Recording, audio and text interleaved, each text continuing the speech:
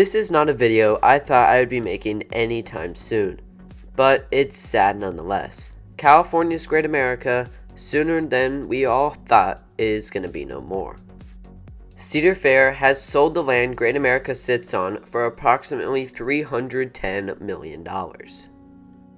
Cedar Fair still has a lease to Great America in this land for up to 11 years, but given the fact that they've already sold it, I doubt they'll be around for that long. They will probably head out well before the 11-year mark. So at the latest, CGA will close in 2033. This is a park I've grown up with, and it's pretty much my home park. I've visited this place many times, and I have a lot of great memories of it. It's always sad to see a theme park go away, especially a major one like California's Great America. Cedar Fair has a lot of debt, and this is certainly a way to alleviate some of that debt.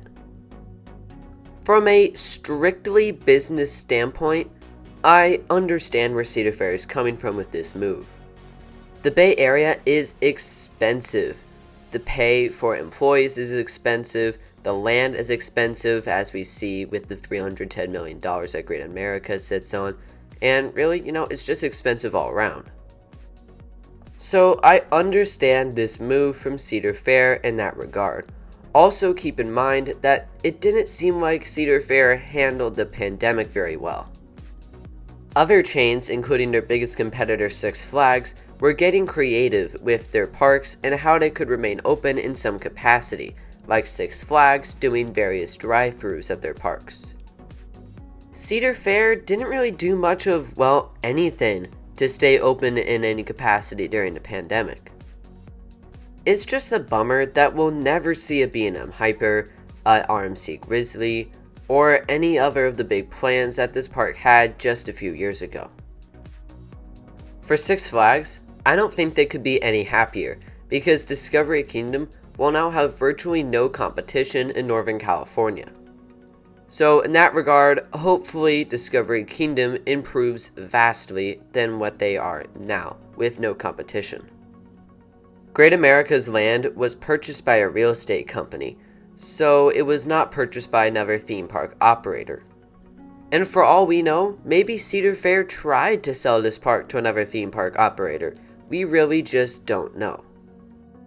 For all we know, this land could be turned into a parking lot. I just don't know.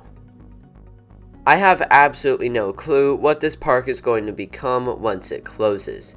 But as far as some of the rides are concerned, I'm sure at least a handful will have second lives at different parks, whether it's at a Cedar Fair park or not. I'm sure some of the flat rides will be relocated, but as for the coasters, it's difficult.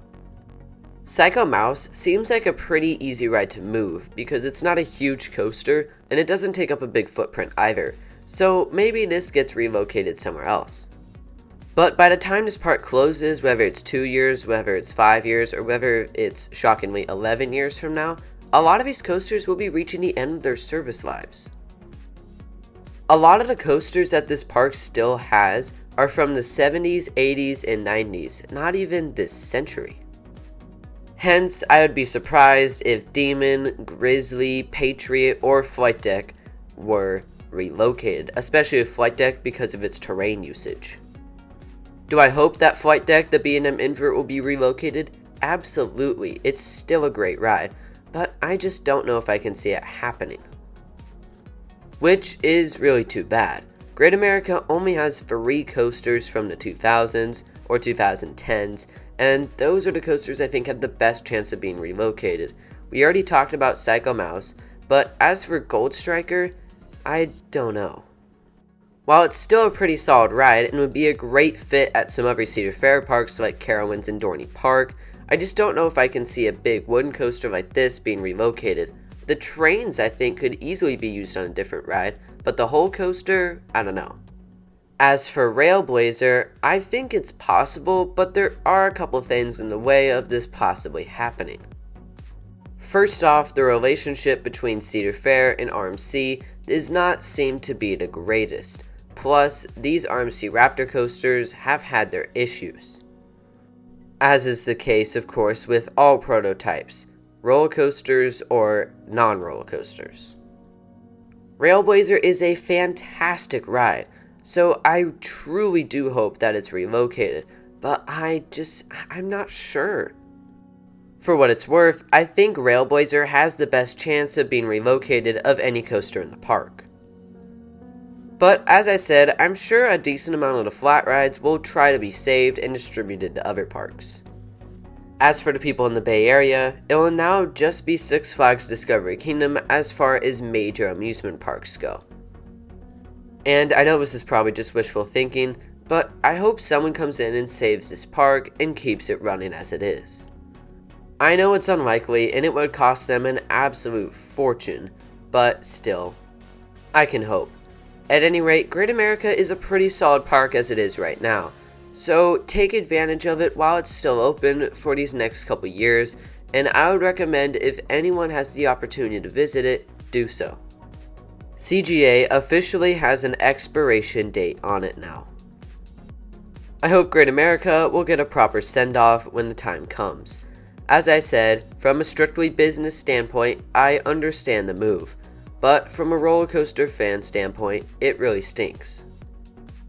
To look at the bright side, we've had over 40 years of Great America, and I sincerely hope that we have a few more great seasons left in it.